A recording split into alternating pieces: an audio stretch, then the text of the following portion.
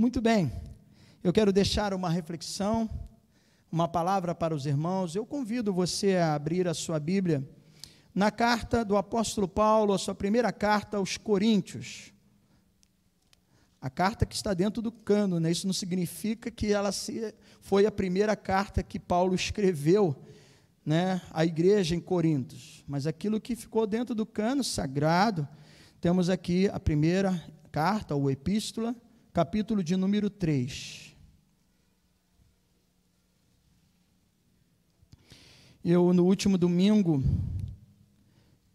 diante de um compromisso familiar, fui participar de um casamento, um sobrinho em Campos do Goitacazes, e eu agradeço aos irmãos que estiveram aí colaborando em todos os sentidos, desde o irmão que fica lá na introdução, na porta, e aqueles que aqui apresentam o seu trabalho, os nossos professores, e também os diáconos que tiveram a oportunidade de trazer a palavra, como pela manhã, José Ronaldo, e à noite, José Luiz.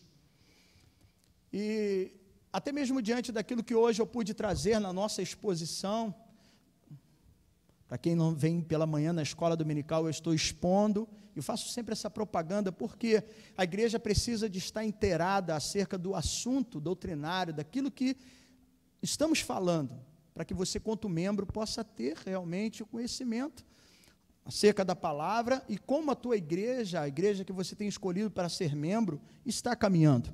Então, eu estou expondo a primeira epístola de João, já há alguns domingos. Hoje nós avançamos mais um pouco dentro do capítulo 3, e João fala para a igreja, e deixa ali alguns preceitos de grande importância para que essa igreja seja uma igreja saudável, fortalecida e protegida contra as falsas heresias, né? E ouvindo as meditações do diácono José Ronaldo pela manhã, que falou sobre, né, a passagem do bom samaritano, ouvindo também o diácono Zé Luiz falando do momento do juízo final, do julgamento. Então, eu não estive aqui, mas assim que foi colocado, disponibilizado as mensagens, eu assisti ambas, para eu me manter inteirado, aquilo que os irmãos estão pregando, e também para que eu possa me fortalecer, porque a fé vem por ouvir, e ouvir a pregação da palavra de Deus.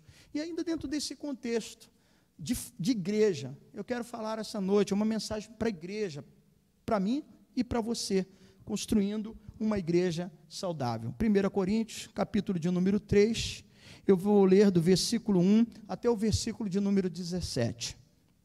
Diz assim o texto, 1 Coríntios 3, de 1 a 17. Eu, porém, irmãos, não vos pude falar como a espirituais, e sim como a carnais, como crianças em Cristo. Leite vos dei a beber, não vos dei alimento sólido, porque ainda não podeis suportá-lo, nem ainda agora podeis, porque ainda sois carnais. Porquanto, havendo entre vós ciúmes e contendas, não é assim que sois carnais e andais segundo o homem? Quando, pois, alguém diz, eu sou de Paulo, o outro, eu sou de Apolo, não é evidente que andais segundo os homens? Quem é Apolo? Quem é Paulo? Servos por meio de quem creste, e isto conforme o Senhor concedeu a cada um. Eu plantei, Apolo regou, mas o crescimento veio de Deus, de modo que nem o que planta alguma coisa, nem o que rega, mas Deus que dá o crescimento. Ora, o que planta e o que rega são um, e cada um receberá o seu galardão segundo o seu próprio trabalho, porque de Deus somos cooperadores, lavoura de Deus, edifício de Deus sois vós. Segundo a graça de Deus que me foi dada, verso 10, lancei o fundamento como prudente construtor, e o outro edifica sobre ele, porém cada um veja como edifica, porque ninguém pode lançar outro fundamento, além do que foi posto, o qual é Jesus Cristo. Contudo, se alguém edifica sobre o fundamento, verso 12, contudo, se o que alguém edifica sobre o fundamento é ouro, prata, pedras preciosas, madeira, feno e palha, manifesta se tornará a obra de cada um, pois o dia a demonstrará, porque está sendo revelada pelo fogo, qual seja a obra de cada um, o próprio fogo provará. Se permanecer a obra de alguém que sobre o fundamento edificou, esse receberá o galardão. Se a obra de alguém se queimar, sofrerá ele o dano, mas esse dano mesmo será, porém esse mesmo será salvo, todavia, como que através do fogo. Não sabeis que sois santuário de Deus e que o Espírito de Deus habita em vós? Se alguém destruir o santuário de Deus, Deus o destruirá, porque o santuário de Deus, que sois vós, é sagrado. Até aqui uma palavra de oração. Bendito Deus e Pai, muito obrigado pela oportunidade de estar na Tua casa, temos louvado o Teu nome, nos alegrado na Tua presença, encontrado refúgio e descanso em Ti, e a certeza que Tu és um Deus que cuida de nós e nos abençoa. Temos participado com as nossas contribuições, na alegria de quem retribui e expressa uma gratidão por aquilo que recebe, e tem a oportunidade de fazer parte desse empreendimento, dessa casa, dessa obra, dessa igreja local. E agora, Senhor Deus, nós vamos meditar na Tua palavra. Toma o nosso coração, assim também o meu coração, tanto na responsabilidade de ministrar, nas palavras que tem aqui para partilhar com a igreja, mas também o ouvido e o coração de cada um de nós, para que, quanto igreja, possamos absorver e sermos assim edificados pela Tua palavra, no nome santo de Jesus. Amém e amém. Podeis assentar, amados irmãos. Glória a Deus.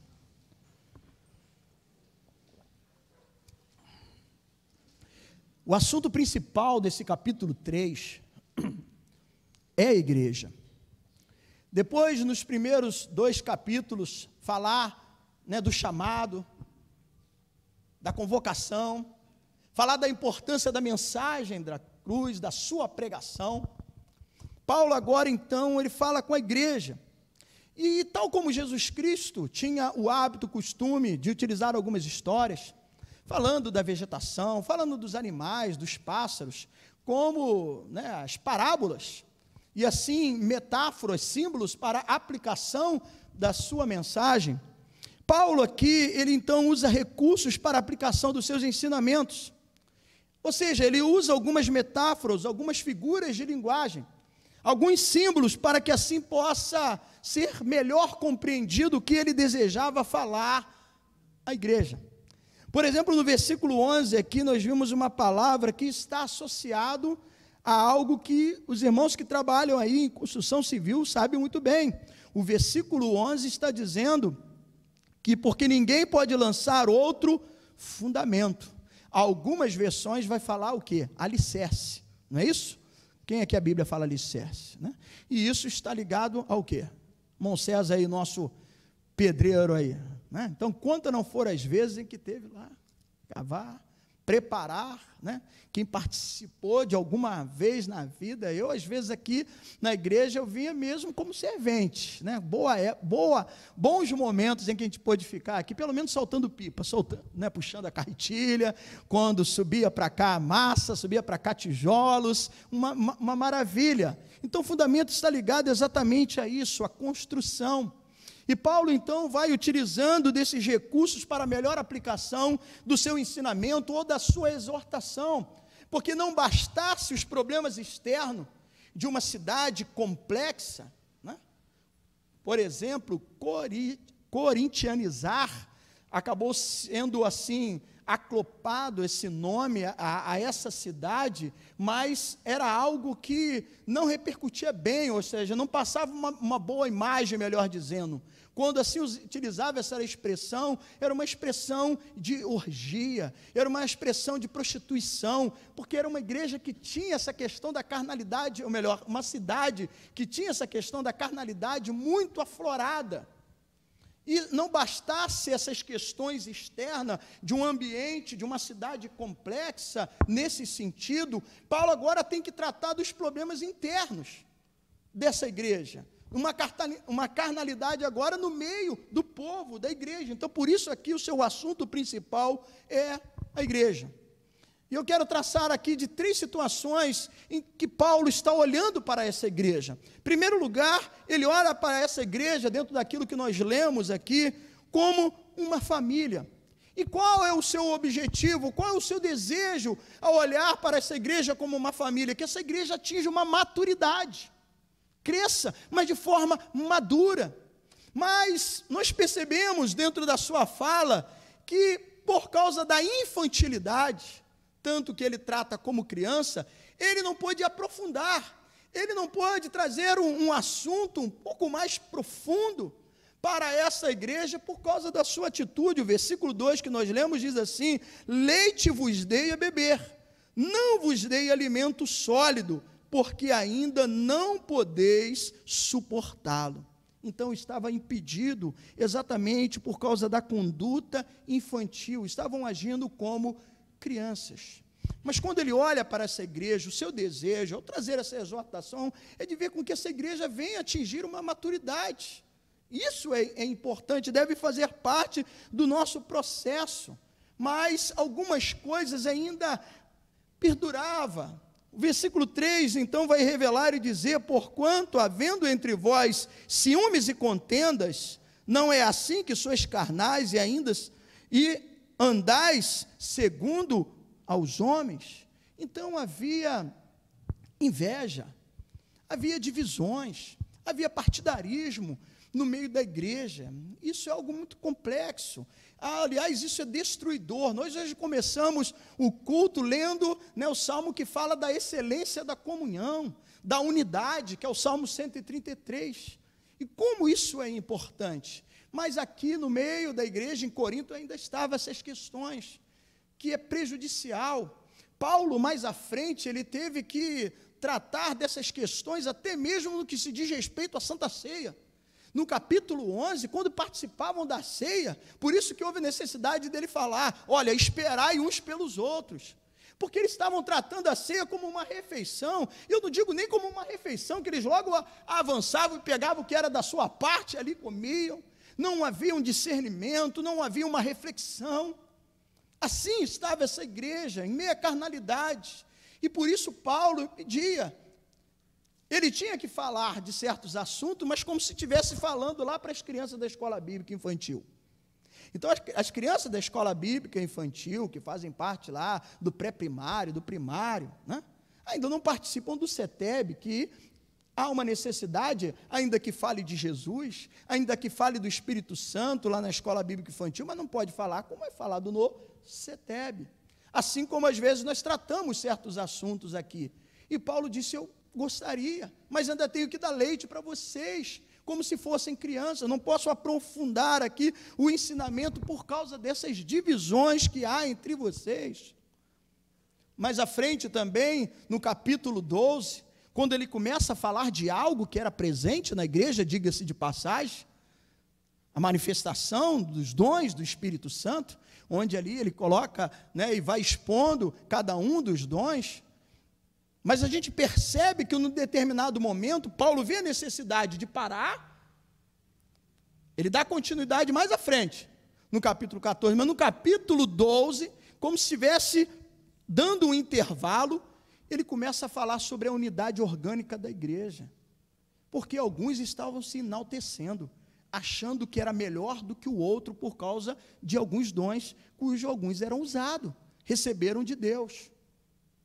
E aí, então, ele vai falando: olha, não pode ser assim. O versículo 14 do capítulo 12, ele vai dizer assim: porque também o corpo não é um só membro, mas muitos. Há diversidade nos dons. E ele vê a necessidade porque havia aqueles que se colocavam como superior e outros com aquela questão da inferioridade. Ao ponto dele dizer: o fato de você ser pé e não ser mão, isso não significa que você não é no corpo, não deixa de ser. O ouvido, por não ser olho, não deixa de ser do corpo. Acaso, onde está, ele vai completando, onde está o olfato? E ele vai falando de cada um dos sentidos, até o momento que ele começa a falar dos órgãos internos, que tem também a sua importância. Mas por que Paulo vai traçando todas essas questões? Exatamente por causa dessas divisões. E uma outra coisa que era muito presente, que infelizmente hoje nós temos visto em nossos dias, e é algo preocupante, que era o culto à celebridade. Versículo 4, ele vai dizer assim: quando, pois, alguém diz: eu sou de Paulo, e o outro, eu sou de Apolo, não é evidente que andais segundo os homens? Então também havia a questão do culto à celebridade. E amados, não pode dar mais ênfase ao portador do que à mensagem. A mensagem ela é a mais importante, não o portador. Então alguns se apegaram a Paulo, em outro momento ele vai falar, até citar o nome de Cefas, de Pedro, outros a Apolo, que era um pregador mais eloquente, conhecedor. Quando você lê Atos dos Apóstolos, capítulo 18, você vai ver o momento em que na sua segunda viagem missionária, Paulo, junto com a ajuda do casal Áquila e Priscila, eles então começam ali o trabalho, implantar a igreja em Corinto, ainda que a princípio ele começou a pregar nas sinagogas, mas depois as coisas foram se desenvolvendo, e mais à frente, lá pelo versículo 23, 24, Lucas então vai registrar falando acerca da chegada de Apolo, que era, diga-se de passagem, um conhecedor, que tinha um conhecimento profundo da palavra de Deus, e provavelmente a sua oratória, possivelmente era melhor até do que o próprio apóstolo Paulo. Mas, o que Paulo vai advertindo aqui, no versículo 5, ele diz, quem é Apolo? Ou quem é Paulo? Aí diz, servos por meio de quem crês. A palavra servo aqui no original é diácono.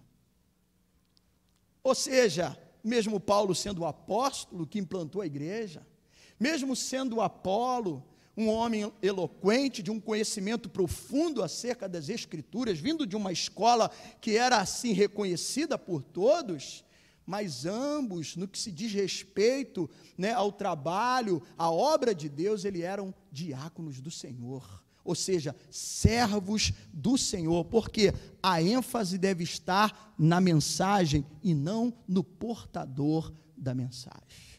Naquela época já havia culto à celebridade. E quanto não são hoje, em nossos dias, dessa mídia, dessa divulgação em massa, quanto não são aqueles que criam o seu personagem, o seu herói, o seu cantor máximo no meio gospel, o seu pregador máximo no meio gospel. Deus usa, amados, quem Ele quer. Há pessoas realmente que são muito capacitadas, há pessoas que têm um talento maravilhoso, mas como Paulo está dizendo aqui, para dar um basta nessa situação, não pode haver culto à celebridade, a ênfase deve estar na mensagem e não no portador. Ele chega e diz, quem é Apolo, quem é Paulo? Servos por meio de quem creste, e isto conforme o Senhor concedeu a cada um, porque é Deus que capacita. É Deus que nos abençoa. Então, em primeiro lugar, ele olha para essa igreja e o seu alvo, o seu objetivo é que essa igreja tenha uma maturidade.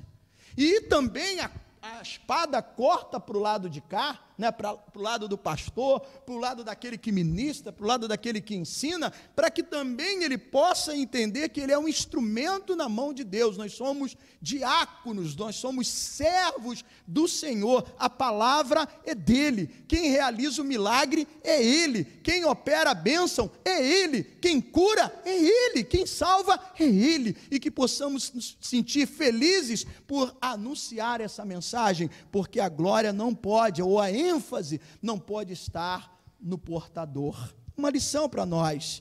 Mas Paulo também olha, em segundo lugar, para essa igreja como uma lavoura, como um campo. E assim como ele olha para ela como uma família, e o seu desejo que ela alcance a maturidade, ele olha para essa igreja como um campo e deseja que essa igreja venha frutificar, que essa igreja venha produzir, que essa igreja seja fértil. E para isso eu e você fomos chamados. O próprio Senhor Jesus Cristo disse isso quando Ele nos escolheu. Você não precisa abrir, mas é um versículo conhecido, que está em João 15, versículo 16, ele diz assim, palavras do Senhor Jesus Cristo, não foram vocês que escolhestes a mim, pelo contrário, eu vos escolhi a vós outros e vos designei para que vão e deem fruto. Esse é o propósito. E aqui então Paulo também olha nesse sentido. E nesse mesmo capítulo, né, que é um capítulo muito conhecido de João, o capítulo 15, é o capítulo que Jesus se coloca também nessa linguagem, né, de analogia, de uma metáfora. Ele diz que ele é a videira verdadeira. E no versículo 5 ele vai dizer que nós somos os ramos. E os ramos que estiverem presos nele, permanecer nele, esse dar muito frutos. Então, o seu segundo olhar aqui nesse discurso, nesse intuito de orientar essa igreja, é que essa igreja perceba qual foi o motivo pelo qual o Senhor escolheu, o Senhor o chamou, para que seja um campo fértil, um campo que venha produzir. Então, o seu alvo aqui é quantidade. Se quanto família é atingir a maturidade, quanto lavoura, quanto campo do Senhor, agora o objetivo é que haja então quantidade, que possam produzir. Eu e você fomos chamados para dar muitos frutos. Aí cabe uma reflexão pessoal, do pastor, do homem Alain, do servo Alain, e de cada um aqui, cada um de nós, cada um de per si, quanto ramos que estão presos, ou que permanecem, ou que devem permanecer em Cristo, como que está a nossa vida? Aonde estão os frutos? Quais os frutos que nós temos produzido? No que se diz respeito à igreja, ao reino de Deus, à comunhão dos santos.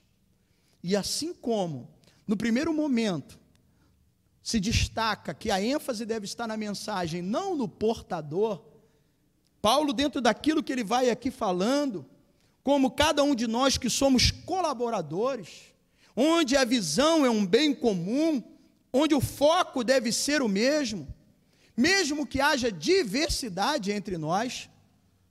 Versículo 6, né, acompanhando o texto, ele vai dizer, eu plantei, Apolo fez o quê? Regou, mas o crescimento vem de quem? O crescimento vem de Deus. Há variedades, né, no ministério, há diversidade, nem todo mundo tem o talento, né, o dom de cantar ou de tocar, nem todos têm um chamado apto para estar aqui embaixo, onde nós estamos aqui em cima, as nossas crianças estão ali sendo acolhidas, recebendo o ensinamento, mas nenhum de nós, nenhum sequer, é tão desprovido que não tenha pelo menos um talento. Amados, o nosso Deus é uma fonte inesgotável. Aquele que Ele chamou, Ele capacita, e se o próprio Senhor Jesus Cristo, que disse que Ele nos chamou, nos escolheu e nos designou para ir e dar frutos, é Ele que nos capacita e assim Ele vai conceder.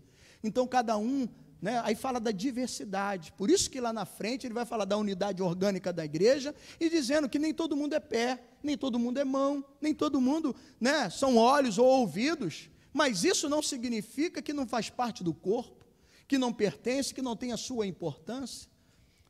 Aí ele vai completar, depois de tratar esse aspecto, capítulo 12, onde ele fala dos dons, fala da unidade orgânica.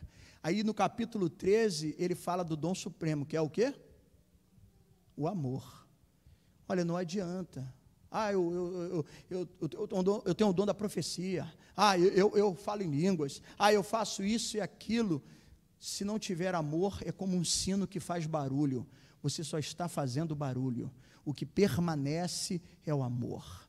As demais coisas passarão. Então Paulo, ele vê a necessidade de tratar desse assunto, de falar da importância. Nós cantamos aqui, somos corpos, assim bem ajustados, totalmente ligados, unidos, vivendo em amor, mas isso tem que ser uma verdade diária. Eu tenho falado aqui sobre de manhã na igreja que a prática define a nossa paternidade.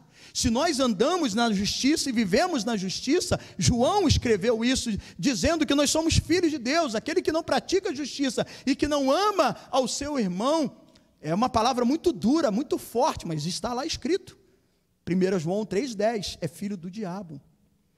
É preciso que a gente tenha esse entendimento. Então nós somos parceiros, a diversidade, nós somos colaboradores nessa obra, mas quem dá o crescimento é Deus. Assim como a ênfase não pode ser no proclamador, mas sim na mensagem, na palavra de Deus, aqui, no que se diz respeito ao que vai trazer o resultado, a ênfase deve estar no Senhor. O versículo 7 vai dizer assim: de modo que nem o que planta é alguma coisa, ou seja, nem Paulo, nem o que rega, nem Apolo, ou seja, mas Deus que dá o crescimento. A ênfase é o Senhor, aquele que dá o crescimento. E os nossos olhos devem estar sempre fitos neles. Lógico que o Senhor que sonda e conhece cada coração, Ele vai saber recompensar e galardoar aquele que então assim agiu de forma correta, porque o versículo 8 diz assim: ora, o que planta e o que rega são um, e cada um receberá o seu galardão, segundo o seu próprio trabalho. Deus conhece o coração de cada um de nós. Mas a visão aqui, no que se diz respeito, quando nós somos vistos, como Paulo aqui, melhor dizendo, olha para a igreja, vê a igreja como um campo, como uma lavoura, é que ela tenha então questão de quantidade, de produção, que seja fértil, mas nós todos devemos agir como colaboradores. O versículo 9, porque de Deus nós somos o quê? Cooperadores, lavoura de Deus, edifício de Deus sois vós. Então nós somos parceiros, nós somos cooperadores, estamos colaborando, e graças a Deus por isso. Que bom que Ele achou graça e nos deu a oportunidade de contribuir nessa questão do crescimento, do avanço, da implantação, da construção, para que essa igreja seja saudável, quanto família seja madura. Não há mais espaço para inveja, não há espaço mais para divisão entre nós, não pode haver culto à celebridade entre nós, não pode haver aquele outro, esse é mais, esse é menos, isso não pode haver entre nós. E quando fazemos algo que acaba trazendo um bom resultado, olha, a glória é dele, porque a mensagem que pregamos é dele, não somos nós o grande, ou a ênfase, ou aquele que deve estar em destaque. Assim também no que se diz respeito à produtividade, quando fala-se sobre quantidade, também quem dá o crescimento é o Senhor. Nós somos lavoura de Deus, e Paulo vai dizer, edifício de Deus sois vós. Aí o terceiro olhar que ele tem aqui nesse capítulo 3 para a igreja. Ele olha a igreja como um edifício, um templo que está sendo construído. A sua preocupação, ou melhor, o seu desejo é que essa igreja tenha agora qualidade. Se quanto família ela precisa de ter maturidade, avançar para poder se aprofundar no conhecimento da palavra de Deus, do reino de Deus. Se quanto campo ela precisa de produzir quantidade, quanto edifício ela precisa de qualidade. E para se ter qualidade, tem que pensar como construir a igreja. Aí Paulo vai falar sobre o fundamento. Versículo de número 10, ele vai dizendo assim: segundo a graça de Deus que me foi dada, lancei o fundamento como prudente construtor, e o outro edifica sobre ele. Porém, cada um veja como edifica. O verso 11, porque ninguém pode lançar o quê? Outro fundamento, outro alicerce, além do que foi posto, qual? Quem é? Jesus Cristo. Louvado seja o nome do Senhor, e esse é o nosso propósito. Paulo não projetou, ele lançou aqui o fundamento, mas ele não projetou, ele apenas estabeleceu pela pregação de Cristo. Capítulos anteriores, você vai ver isso, no capítulo 2, ele falando, pregando Cristo, Cristo crucificado. O apóstolo Pedro, na sua carta, a primeira epístola, no capítulo 2, a partir ali do versículo 4, versículo 5, ele vai então, também nessa linguagem metafórica, ele vai utilizando, mostrando Jesus Cristo como a pedra angular, a pedra principal, nela que nós somos edificados. Jesus é a pedra fundamental, é Cristo, não é a personalidade, não é sobre celebridades, não é sobre personalidades, não é sobre novidades. A preocupação de muitos hoje, como que eu vou encher a igreja? Eu tenho que dar um jeito, eu tenho que fazer alguma coisa, eu tenho que atrair as pessoas, a gente tem que fazer algo, amados. Olha só, eu entendo a importância de uma estratégia de um evangelismo. Mas a gente não precisa, e aliás, Deus não precisa, porque Ele é que convence, através do Espírito Santo, o homem, né, do pecado, do juízo. Ele que é o Espírito Santo, Jesus falou isso nas suas palavras de despedida, virá o Espírito Santo, Ele vai convencer o homem do pecado, Ele que vai trazer essa consciência. Então não precisa de artifício, mas Deus nos dá estratégia, e que precisamos ter sabedoria. Jesus, de uma forma muito sábia, quando ele esteve junto ao poço da mulher samaritana, ele não se apresentou como Jesus, como o Messias. Pelo contrário, ele até mesmo se colocou de uma forma muito humana, pedindo água à mulher. Estabeleceu ali um contato, quebrando um tabu, diga-se de passagem, que porque o homem não podia conversar sozinho com uma mulher que não fosse a sua esposa. Jesus foi quebrando aquele tabu, mas estabelecendo uma conversa, falando de coisas normais, até que então você conhece a história, ao ponto dele aprofundar aquele contato, aquela conversa, e então dizer e revelar à mulher a vida que ela estava vivendo.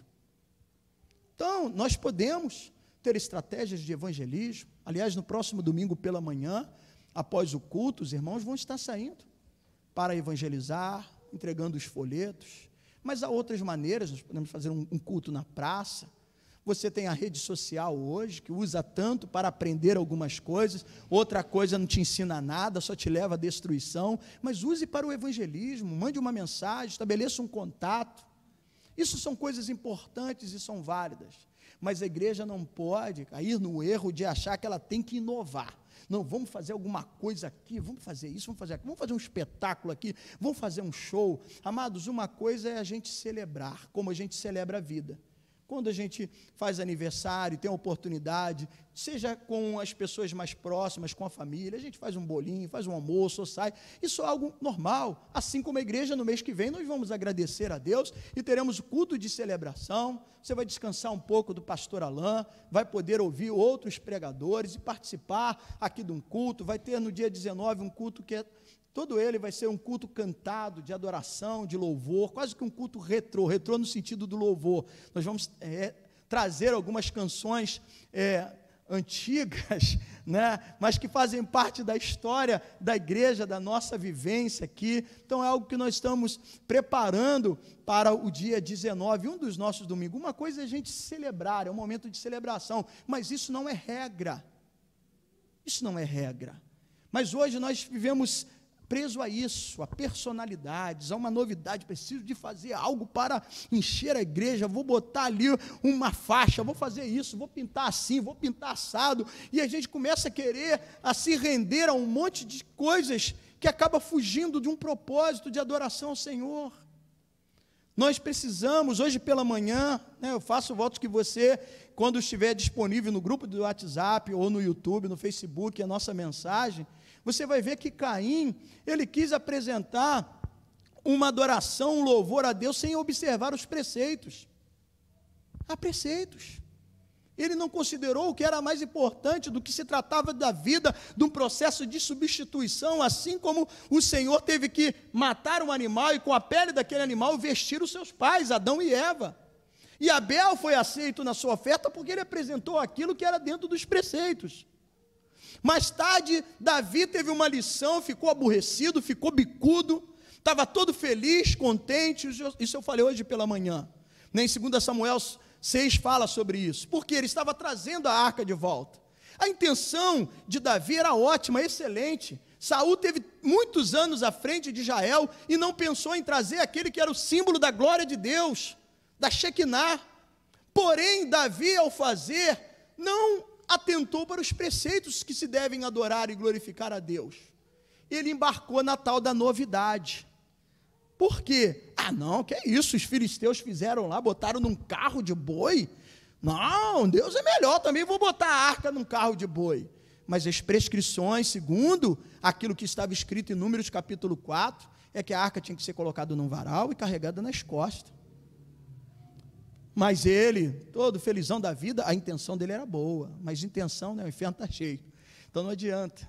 A nossa adoração, ela tem que estar de acordo com os preceitos de Deus. Eu posso até me emocionar, eu posso chorar, eu posso arrepiar aqui na frente, eu posso estar aqui em lágrimas, cantando e adorando, mas Deus conhece o nosso coração. Falava hoje pela manhã, Deus está à procura de adoradores, que adorem em espírito e em verdade, não apenas de uma adoração. Deus primeiro aceita, né, o ofertante, depois a sua oferta. Caim não atentou para isso. Davi, quando trouxe a arca, não atentou para isso. A arca escorregou, Uzá botou lá a mão, quando tocou, pum, morreu na hora. Davi ficou, poxa, como que pode? Eu não podia fazer isso, um momento de alegria, a gente está trazendo a arca, é verdade, mas a adoração tem os preceitos, reino de Deus, obra de Deus é assim, não pode haver culto à personalidade, à celebridade, não sou novidade. Deus nos dá estratégia, estou usando aqui algo que eu possa alcançar outras pessoas, então não estou falando sobre isso, os recursos, a tecnologia nos ajuda a gente projetar uma canção, mas Deus não depende disso. Deus quer ver uma igreja que de fato busque a servi-lo com qualidade, uma igreja que se apegue à palavra do Senhor, aos seus ensinamentos. O que nos dá maturidade, igreja, é a palavra de Deus. O que vai nos fazer crescer é a palavra de Deus, ela é a semente que vai fazer da nossa vida uma vida de produtividade, fértil, boa terra, vai produzir, se nós retemos a palavra do Senhor. Mas chamo aqui a tua atenção e faço essa observação, quando não se contenta com os fundamentos, a igreja tende a se lançar para as novidades, aí um abismo chama outro abismo, porque ela não se contenta, aí ela quer só novidade. Como eu falei, há dias que a gente pode celebrar, há acontecimentos, há datas que são marcantes, e que bom quando você pode fazer isso, ter uma festa, agradecer, ótimo, faça, mas você faz festa todo dia? Não dá.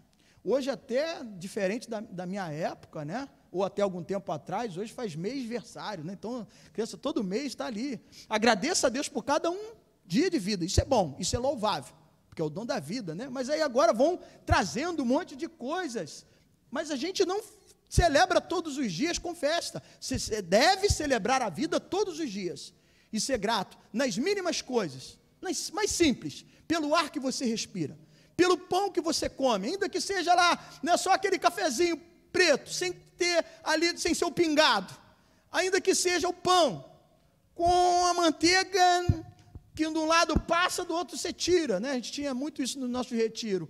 Hoje a gente se preocupa quando vai fazer um retiro de carnaval, a gente bota presunto, bota queijo. Amados, a minha época de retiro era pão com epa, porque você abria o pão, epa, cadê a manteiga? Alguém colocou, mas quem que tirou? Não tinha queijo? Meu Deus! Teve uma época que a gente tomava mate-leão, isso foi lá em Petrópolis. E olha que ainda durante a noite a gente descobria alguns que avançavam lá no caldeirão e pegavam o mate, mas é aquele mate que a gente pega aí de caixinha e fazia, né? Então, se a gente pode agradecer e devemos agradecer pelo ar que nós respiramos, amém, mas não se faz festa todos os dias, não se tem surpresa todos os dias, então a igreja não pode viver disso. Mas quando, né, não se contenta com os fundamentos, a igreja tende a se lançar às novidades. Quando se perde o encanto pela doutrina, quando se perde o encanto pela palavra viva, o que acontece, irmãos? Nós nos apegamos a esses eventos, e por isso o apóstolo Paulo, ele adverte, quando ele escreve a sua segunda carta a Timóteo, não precisa abrir, no capítulo 4, 2 Timóteo 4:3, ele diz, ele está falando de um tempo, e que eu penso que é um tempo que é muito parecido com o nosso de hoje, chegou esse tempo. Ele diz assim, pois virá o tempo em que não suportarão a sã doutrina, pelo contrário, se rodearão de mestres segundo a sua própria cobiça, como sentindo-se coceiras no ouvido. Quanto não são aqueles? Não, eu gosto disso, porque, quando ele fala, que bom, né? E aí faz do culto um momento de terapia. Amados, terapia é algo bom, importante, há bons profissionais, e há trabalhos importantes para fazer isso. Eu, por exemplo, sou formado, eu sou um terapeuta comunitário, realizo isso em centros, né, de recuperação, atividades coletivas, em grupo, alguns momentos de fortalecimento, acolhendo sentimentos. situações que não são patologias, não são doenças, porque quando se trata de uma patologia, tem ali um médico, a importância também, às vezes, de um psiquiatra recomendar um certo medicamento, mas o meu trabalho diário como terapeuta comunitário é acolher os sentimentos, aquelas coisas ruins que quando a pessoa não fala, quando ela não externa, ela acaba explodindo, tal como uma panela de pressão cuja válvula não está funcionando, quando não chia, aquilo dali vai sinalizando, ela serve para, tem a sua utilidade, quando aquilo dali não funciona, há grande possibilidade daquela panela explodir. Então, no dia a dia, no meu trabalho, com alguns grupos, até com alguns profissionais, recentemente estivemos aqui na Roberto Silveira. Essa semana eu vou estar na Margarida Alves, aqui no Mutirão. É Margarida Alves, é Mutirão? Quem me ajuda aí, que é da educação, né? Perfeito? Bom, Fabiana conhece, sabe? Ela é da área aí do município. Vou estar lá na terça-feira, realizando essa atividade, porque os profissionais, assim como todos nós, você pode ser um mecânico, você pode ser um doutor, você pode ser um advogado, você pode ser um professor, mas você é gente, e gente precisa de ser cuidado, gente precisa de atenção, principalmente depois desse período turbulento de pandemia, que nos aprisionamos, que ficamos fechados, toda aquela tensão. Então, nós temos feito um trabalho que começou lá na coordenação com a Juliette, e aí os professores, os coordenadores, lançaram para as escolas. Estou tendo trabalho para caramba, que bom, né? Porque está sendo útil. Mas a igreja, amados, embora seja um lugar, uma casa acolhedora, onde nós, veja, não é pecado se emocionar, não é pecado, às vezes, chorar. O que eu estou dizendo é que Deus, e muito mais, o que nos fortalece, o que nos nutre, é a palavra de Deus. E quando se perde o encanto com a palavra de Deus, a gente só vai viver correndo atrás de evento. O culto disso, o culto daquilo, o culto, né, da vitória maior, da vitória sobrenatural, da conquista, sobre as conquistas, do monte que é mais alto, que é mais fervoroso, e a gente vai viver atrás dessas coisas. E não há problema em você, né, participar de um dia de celebração, de festividade. Entenda, eu não quero que você deturpe o que eu estou falando. Há momentos que eu tenho desejo, eu também me retiro para um momento de oração, mas eu não posso fazer daquele lugar como se fosse um símbolo, como um monumento para a minha adoração. Então, quando se perde o encanto pela palavra, essas coisas acontecem. Paulo disse algo que é muito atual em nossos dias. As pessoas estão atrás do coach, porque o coach vai te trazer um bem-estar, mas não te confronta. E a palavra de Deus aqui nos confronta. Não pode haver carnalidade, não pode haver infantilidade entre nós, é preciso que a gente avance, é preciso romper com essas questões de inveja, de ciúme, de quem é maior, de quem é melhor. Precisamos entender e refletir se estamos produzindo. O Senhor nos escolheu e nos designou para isso. E também, como nós estamos fazendo a obra, se há qualidade naquilo que nós estamos fazendo, porque Paulo diz aqui acerca desse objetivo que é pregar a Cristo, e devemos fazer com excelência. Qual o material que estamos utilizando? Porque ele faz uma advertência nos versículos de 12 a 14, quando então assim ele diz: contudo, se alguém edifica sobre o fundamento, se o que alguém edifica sobre o fundamento é ouro, prata, pedras preciosas, madeira, feno ou palha, verso 13, manifesta se tornará a obra de Deus, a obra de cada um, pois o dia é o dia que está em letra maiúscula, provavelmente falando sobre o dia do juízo final, a demonstrará, porque está sendo revelado pelo fogo, e qual seja a obra de cada um, o próprio fogo proverá. Se permanecer a obra de alguém que sobre o fundamento edificou, essa receberá o galardão. Então, ele vai falando aqui que haverá uma avaliação acerca do uso do material. Aí isso chama minha atenção, meu papel quanto pastor, e cada um de nós, dentro daquilo que você faz. Se o seu talento é a música, o dom, procure se aprimorar a cada dia, para que você ofereça o melhor. Eu não posso chegar aqui à frente como pastor e trazer uma mensagem que não me custou tempo de oração, de preparo. Nós estamos expondo, né, a carta de João. Amados, às vezes para cada 3, 4 versículos, são 8, 10 horas de estudo, e eu não faço mais do que a minha obrigação, esse é meu dever. Porque se eu estou utilizando para edificar é palha, é feno, o tempo vai mostrar, o fogo vai queimar. Quando fala aqui de ouro, de prata, está falando de coisas de qualidade, e assim nós precisamos servir a Deus com qualidade. Quais os instrumentos, os meios, como você tem feito, utilizado da sua vida, da sua participação no que se diz respeito à igreja, no reino de Deus, na construção desse edifício. Então a palavra nos confronta exatamente para isso. E às vezes o discurso pode não ser muito agradável, como aconteceu alguns, olha só, se alguns abandonaram a Jesus por causa do seu discurso, depois, né, o tempo já está um pouco esgotando, depois você vê em casa o Evangelho de João, capítulo 6, versículo 10. Versículo 60, melhor dizendo. Aí você vai ler o 60, 61, depois você pula para o 62, você vai ver que alguns discípulos abandonaram. Duro é esse discurso.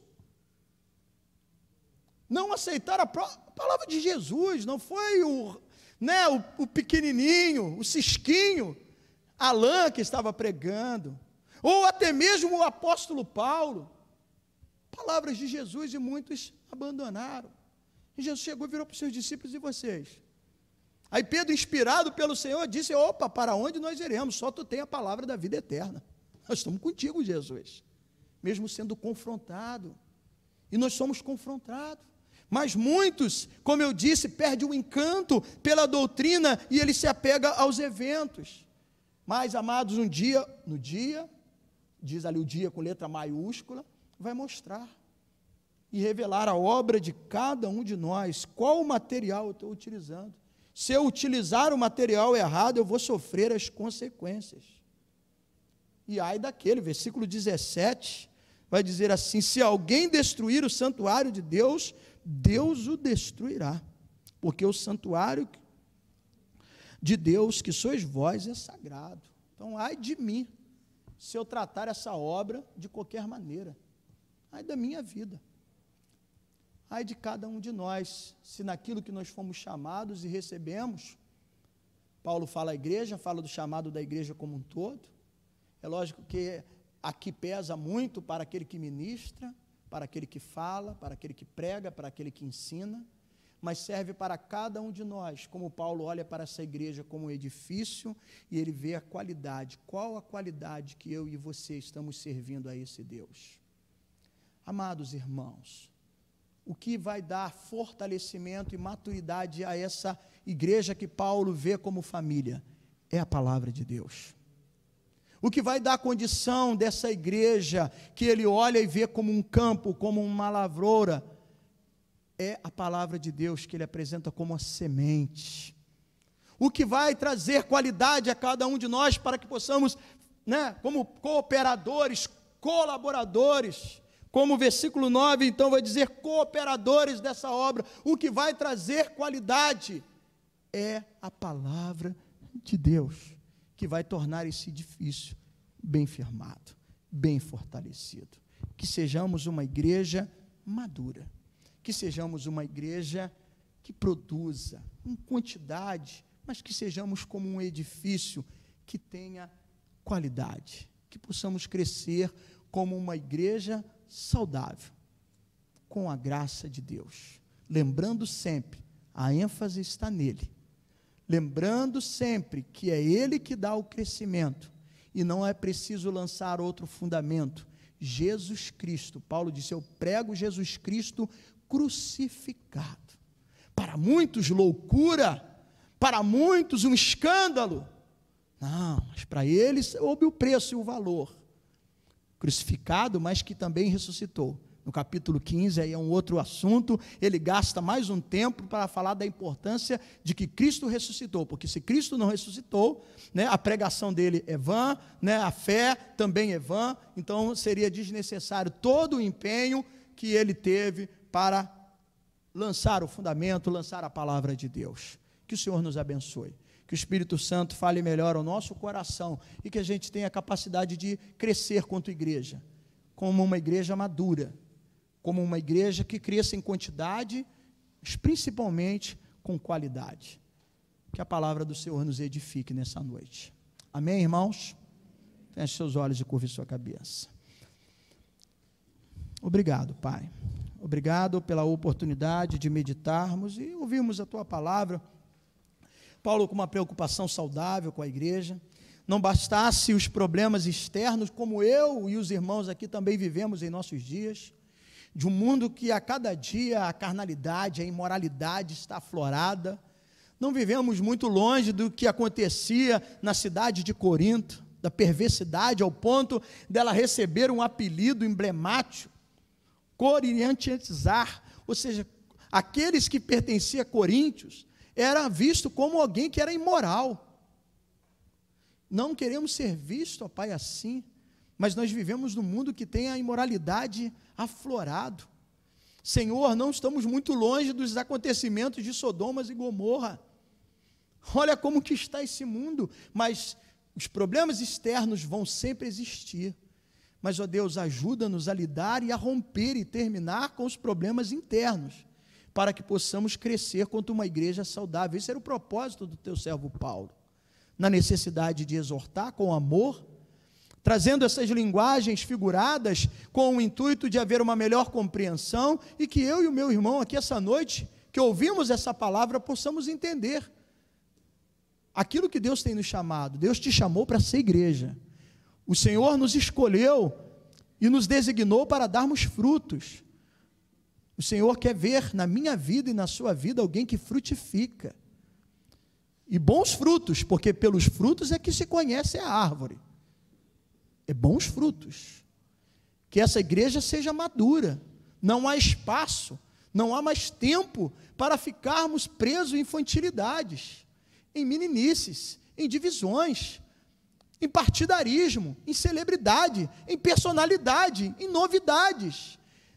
O que traz fé é a pregação da palavra de Deus. Jesus acaba o seu sermão e diz: aquele que ouve as minhas palavras e coloca em prática é como um homem que edificou a sua casa na rocha.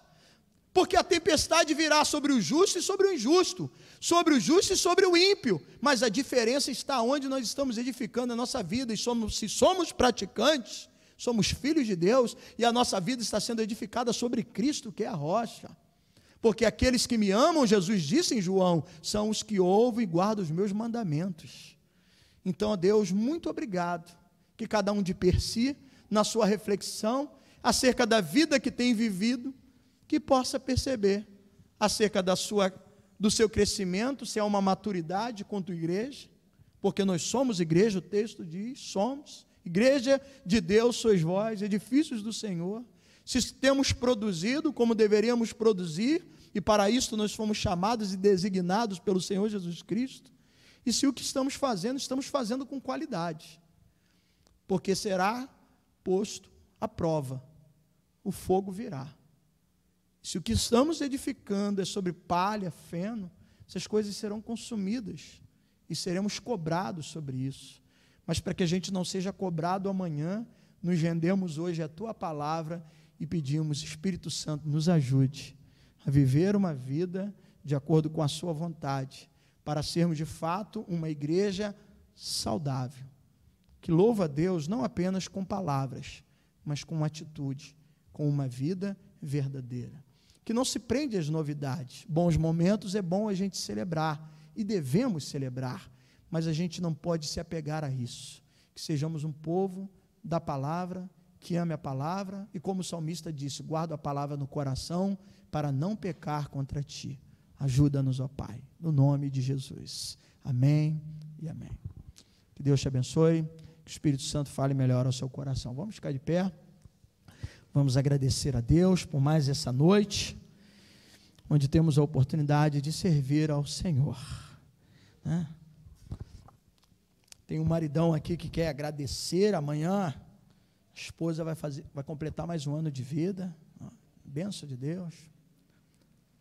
35? Ele está querendo presentear, né? Mas a benção, vou deixar depois que a Marli fale a idade dela, né? Mas agradecendo aí a Deus, né? Isso é bom, é vida, nós devemos celebrar, né?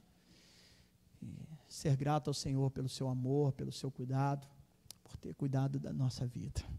Então vamos agradecer. Traga o cesto de pedido, né, de oração.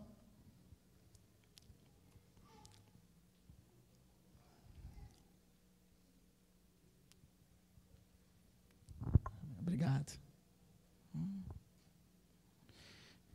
Hoje nós tivemos também a irmã Nilza, né, a mãe da Thalita, né, que está também completando mais um ano de vida. Estenda suas mãos, Senhor. É gratidão. Primeiramente, agradecer. Agradecer pela vida da irmã Nilza, agradecer pela vida da Marli, onde nós tivemos o irmão Sinésio, Senhor, e tantos irmãos que têm completado mais um ano de vida nesses dias e vão completar durante essa semana, e a vida ela deve ser celebrada com alegria. Sim, ó Pai, porque é um dom precioso. Nós passamos aí por dias de apreensão, de tanto, por que não dizer até medo, mas o Senhor poupou, o Senhor preservou. E quando a gente vê o esposo se alegrando pela vida da sua esposa, é algo abençoador. Porque, ó Deus, a tua palavra diz que aquele que encontra uma mulher, ele encontra um tesouro. E assim tem sido a tua serva, Marli, na vida do teu servo Luiz, na vida do teu servo Bruno, na vida de nós como comunidade, como igreja, que podemos celebrar cada um daqueles que completam mais um ano de vida. E te louvamos. Te louvamos pelo restabelecimento de alguns. Mencionamos já aqui no culto algumas crianças que, ó Deus, estiveram alguns dias internadas, mas hoje já podem estar, né, no seu lar, na sua casa, no seu habitar, juntos dos seus pais. Entregamos diante de Ti, agradecendo por isso, mas também intercedendo por aqueles que ainda precisam de uma atuação do Teu poder. Nomes que estão escritos nesse caderno de oração, pedidos que estão aqui escritos em cada papel. Tua serva Marisa que vai fazer um exame essa semana. Cuida lá, ó Deus, do tio, do diácono Aurimar, que está ali na expectativa de uma cirurgia. Cuida de todo o procedimento. Seu Deus, eu entrego assim nas suas mãos o pedido que cada um trouxe, porque o Senhor não nos impede de pedir e de lançar diante de Ti aquilo que precisamos, as nossas necessidades, assim como aqueles que escreveram nesse pedaço de papel, assim como aqueles que trouxeram essa fotografia representando uma família, e pede nesse momento pela Tua misericórdia, pela Tua graça, e nós unimos nesse propósito para interceder por cada vida, por cada nome, por cada situação, confiando na Tua graça, na Tua misericórdia, na Sua bondade. Agradecemos, porque o Senhor é poderoso para fazer infinitamente mais de tudo que pedimos e pensamos. E por isso eu entrego nas suas mãos cada um desses nomes. Agradecido também sou, ó Deus, pelos nossos visitantes, que vieram, ó Pai, participar conosco aqui nessa noite. Ó Deus, as jovens que estão ali junto, ó Pai, dos nossos adolescentes. Obrigado, Senhor Deus, obrigado pela vida da Aline, obrigado pela vida do Senhor Biratã, obrigado pela vida de Ana Paula, Senhor Deus.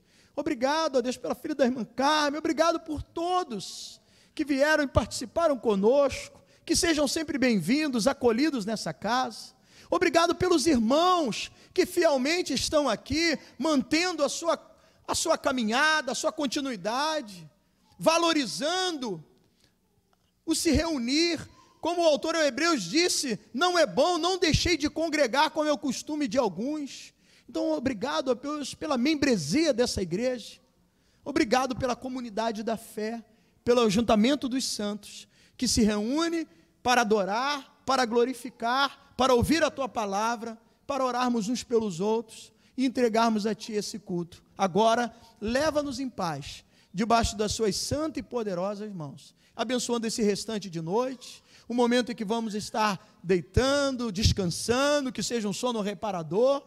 Dê-nos uma semana produtiva, dê-nos uma semana que possamos viver com qualidade e que possamos crescer nessa maturidade para sermos crentes hoje melhor do que fomos ontem e amanhã melhor do que fomos hoje. Que a graça do nosso Senhor Jesus Cristo, o amor de Deus e a consolação do Espírito Santo sejam sobre todos. Amém e amém. Então, uma boa noite, vá em paz, que Deus te abençoe rica e abundantemente. Até terça-feira, reunião de oração, às 19h30.